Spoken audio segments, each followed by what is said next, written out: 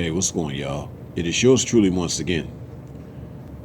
This particular video was long overdue for me to release, but intentionally, given a lot of things that have taken place since part one of this video.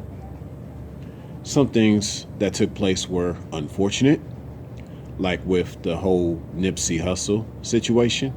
I know there's some conspiracy to a lot of his situation, but here nor there, with all due respect and my condolences, because I don't know. I look at the situation and I see him for who he was, at least for some of the songs that he made. He had a cool little vibe. You know what I mean? I've always thought of Nipsey as having a cool vibe.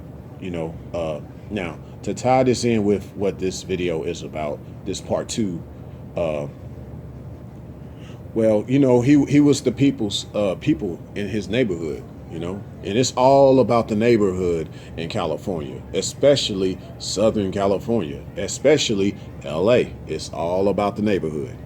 And his neighborhood was Crenshaw within the city of Los Angeles. And he was part of the Rolling 60s Crips, if I'm not mistaken, but all that was neighborhood, So he was the people's people. He became the alpha in that situation. And I know that some people can take the story from one way to another, but I'm just kind of looking at it from my perspective. He was trying to be the alpha that I said I was going to talk about in this part two, because not all Pookie and Ray-Ray are alpha. I explained that in part one, given that most Pookies and Ray-Rays are beta. And of course, Nipsey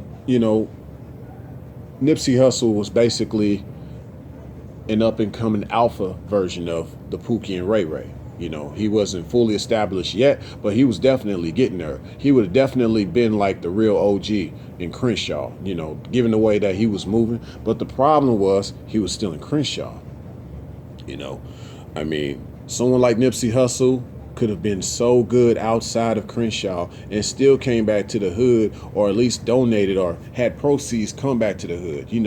Everybody looking out for him, even his big homies, because, they know that he the one. So why you want the one to be touched? We gonna look out for him. All the big homies gonna look out for the little homie, because that's what, in many ways, Nipsey Hussle still was. He was the little homie, but he was coming up. So, all the big homies had a lot of respect for him. They would have looked out for him, especially if he decided he didn't want to stay in Crenshaw. He could have had everything from whatever he wanted to do in the hood. He could have had people transporting, just whether it's the music, money, commodities, if you will. He had that store called the Marathon. He could have had overseers. He didn't necessarily have to be there. A lot of people didn't even want him to be there during the day that he got shot.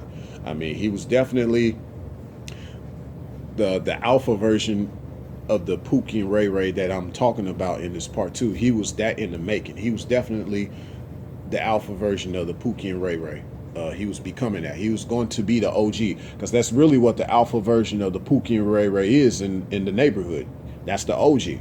So before I go into this whole thing about talking about the OGs, one thing I want to just bring up as a side note: YouTube is a portal into the future. I've always felt that way. This is why there are things that most people aren't aware of until they get on YouTube. YouTube is unique in that virtual reality represents future reality, what they will soon call augmented reality. And right now we live in that augmented reality in many ways. I've talked about in a previous video about how Tatiana is an augmented reality. And so is now this thing about Pookie and Ray-Ray. This is all part of augmented reality, because, we don't walk around out here on the block talking about, oh, that's Pookie and Ray-Ray. We don't say that outside of YouTube. We don't say that in real life. But this is true as far as how things do go in life. We just didn't have a name for it until we went on YouTube and we put this together. And it's cool. I don't think nothing wrong with it. I know some people want to try to make themselves look better by saying, yo, this YouTube, this ain't how my life really is. Like, my life's nothing like this. But in many ways, a lot of things with the virtual and the real is starting to become one, and that's what the augmented reality really is. So I can accept some of this, because a lot of this, a lot of stuff these days ain't what you really think it is. It's what you make of it. That's what life is all about. That's what we need to be getting at.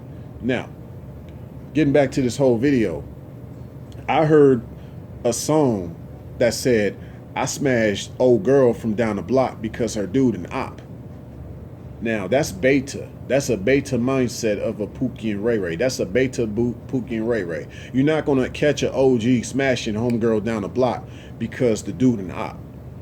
OG ain't even trying to mess with the girl on the block. OG like, whoa, I've been messing with these girls on the block too much. I need to get out of that. That's what the alpha Pookie and Ray-Ray said, because the alpha Pookie and Ray-Ray probably was set up by homegirl from down the block when he was doing the beta Pookie and Ray-Ray thing. He trying to not be that way. Now, if we want to really get down to OGs, the alpha type of Pookie and Ray-Ray, let's talk about OG Bobby Johnson. Y'all know we got that song, OG Bobby Johnson. Hey, OG Bobby Johnson. OG Bobby Johnson. Okay, let me stop. But that movie, with OG Bobby Johnson, the South Central, his son was influenced by a Ray-Ray. Now, this is giving a shout out to BOA, because BOA broke down that Pookie and Ray-Ray are not the same people. And he's right, because, this is, you from the hood, I know. I'm from St. Louis. I'm from the hood. My neighborhood, I grew up in 2 neighborhoods in St. Louis. So from the different neighborhoods that I've been around, yes, Pookie and Ray-Ray are not the same, okay? And so the way, and I hope I get this right, BOA, if you're looking at this video, but Pookie, he was the fiend, he was the addict, the fiend. Ray-Ray was the drug dealer. He was the fly guy, the drug dealer, right? So that's the difference between Pookie and Ray-Ray. And then of course, shout out to Black Ram. He broke down this other aspect. Thuggo. Who's Thuggo? Thuggo's the thug, So you got Pookie, he the fiend. Ray, he the drug dealer, and Thuggo is the thug, But, man, come on, BOA, come on, Black Ram, y'all forget about Uncle Junebug. Who is Uncle Junebug? Uncle Junebug, he the pimp. He the player, or he the handyman. But Uncle Junebug, he was like the jack of all trades, you could call up Uncle Junebug, he know how to do whatever. Or Uncle Jumba, he just had game. He the one that you learned from. So he was just a man of all trades, and that's kind of what kind of like the pimp. He could do anything. You want to fix him, he'd get it fixed for you. He'd work on your stuff, but he also had mad game. Or he was just a player. But that was Uncle Junebug. Everybody from the hood got an Uncle Junebug. So, but nevertheless, we were all influenced by these type of people in the hood, hopefully from a positive perspective if they were the alpha type. So I kind of digress, but to get back to OG Bobby Johnson, his son was influenced by a Ray-Ray, given how Dr. BOA broke it down, the definitions between the difference between the Pookie and Ray-Ray. Ray-Ray in South Central, the movie South Central, if I'm not mistaken, all the brothers out there, let me know, correct me if I'm wrong, but if I'm not mistaken, the dude that influenced OG Bobby Johnson's son, he was a Ray-Ray. I think he was like a top gang member too, so you could say he was Thuggo, but Ray-Ray, he had the money, man. He had the cars, and OG Bobby Johnson's son wanted that. He wanted that. But Ray-Ray was trying to be respectful. That dude that was a Ray-Ray was trying to be respectful to OG Bobby Johnson, and he was trying to tell his son, don't be like that. Actually, no, he was trying to tell his son, he was trying to respect him. You know what I'm saying? He was trying to respect OG Bobby Johnson. But then, if I'm not mistaken, when OG Bobby Johnson got locked up, his son was still out there on the streets. You know what I'm saying?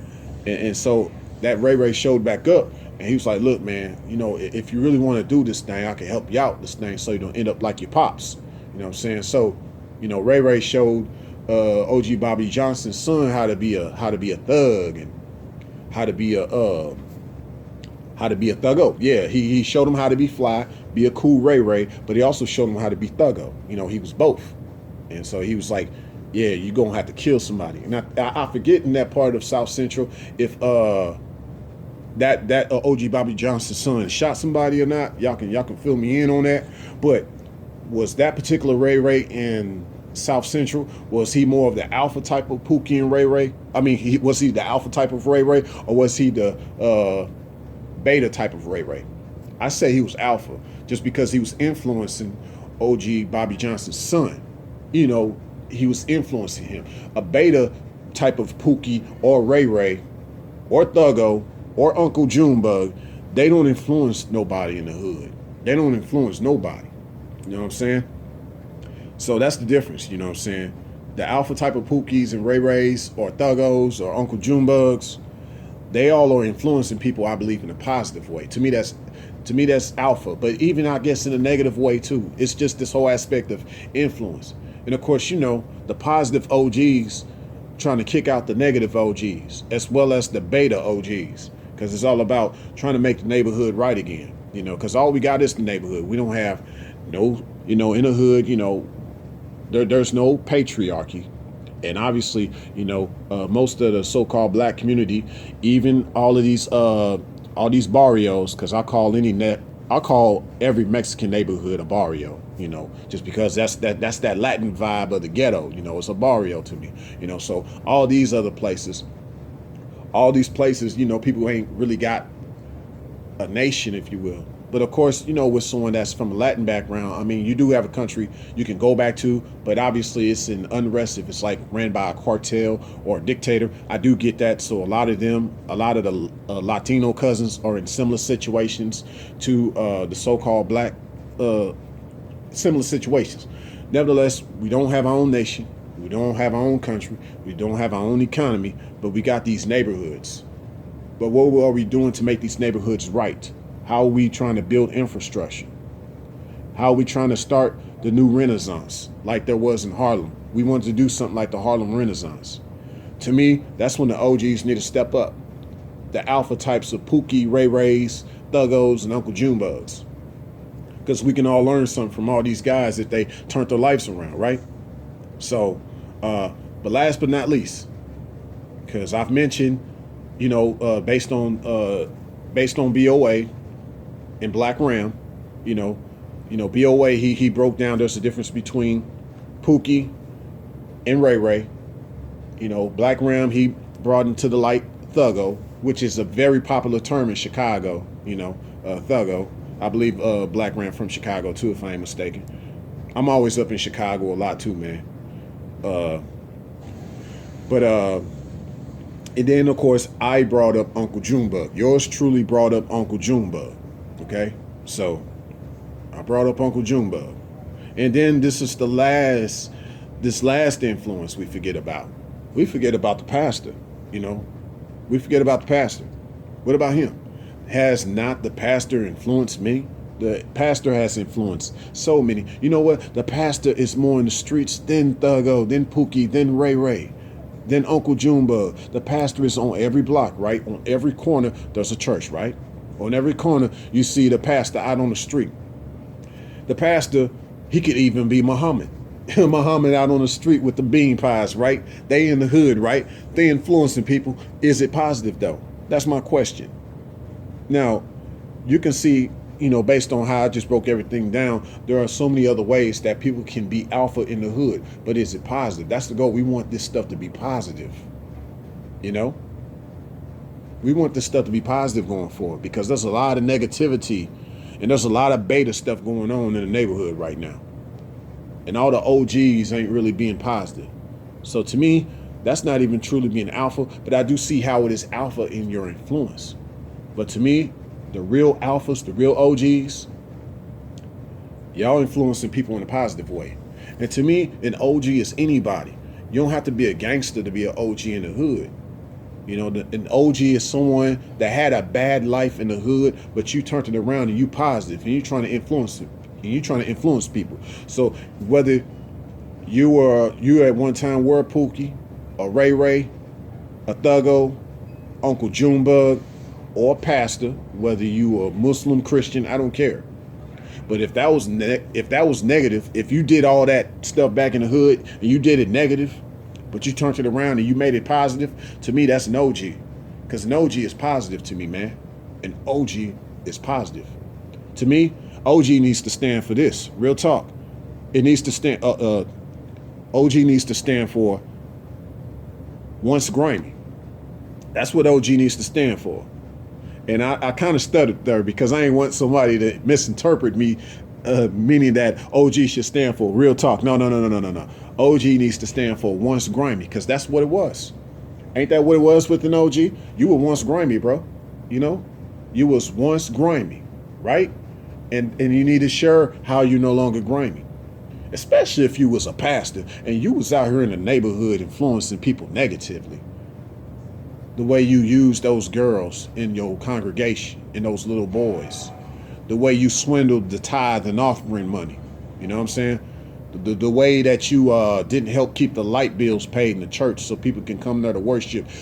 The days when it was flooding outside and the hurricanes showed up and you didn't let no one stay at your church for shelter.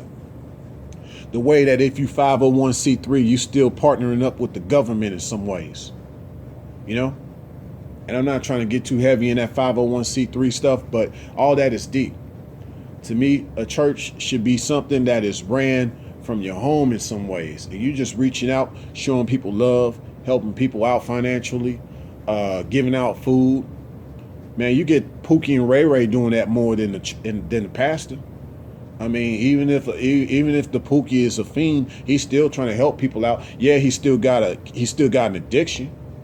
But if, you know, he wants somebody else to, you know, get help, he might help somebody. Now, I don't know. Beg to defer. Some people might say, oh, nah, man, the fiend ain't help nobody. The fiend trying to get his next fix. But I've met some good fiends in my lifetime. Trust me. Now, that doesn't mean yours truly was a fiend. I'm just saying, I'm from the neighborhood, and those that been from the neighborhood like me, which is the majority of most of the so-called black people and Latino people, y'all know what I'm talking about.